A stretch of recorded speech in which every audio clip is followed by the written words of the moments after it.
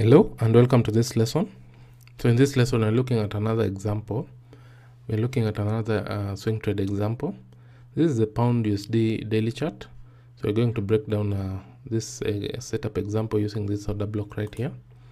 So this is the order block we're going to be using to look at our example. But before that, let's move to the higher time frame weekly chart so that we can see how that setup came about. So this is the weekly chart of the pound USD.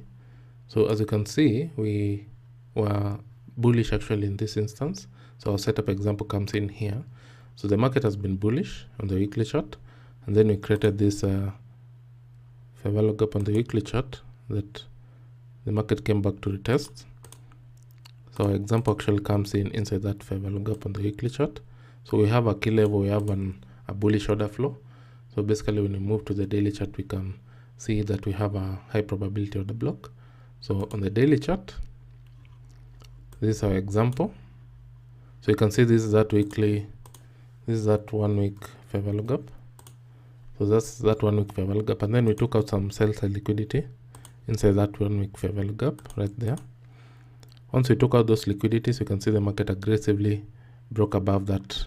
You can see actually this is the order block. Initially it was a potential order block, but we broke above it right there. So this was our confirmation. Once we got this candle closing above the order block, this was our confirmation or a confirmed order block. So our entry actually, if we can do a hypothetical entry, our entry comes in at that, the high of that order block right there.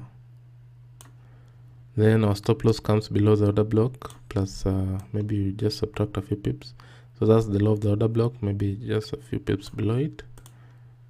So that is the entry right there. You can see actually the entry came in right on this candle here. If we maybe extend the high of that order block, you can see that's our entry right there. So that's the entry I've used. And then you can aim for those nearest liquidities, which is that high right there. So that's our liquidity target. You can see that our exit comes in at 1.72R.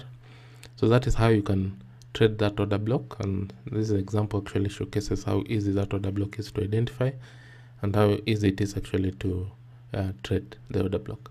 So basically we'll be looking at more examples, but this is just a quick example of the order block concept and how you can execute. And thank you so much for watching. I'll see you in the next lesson.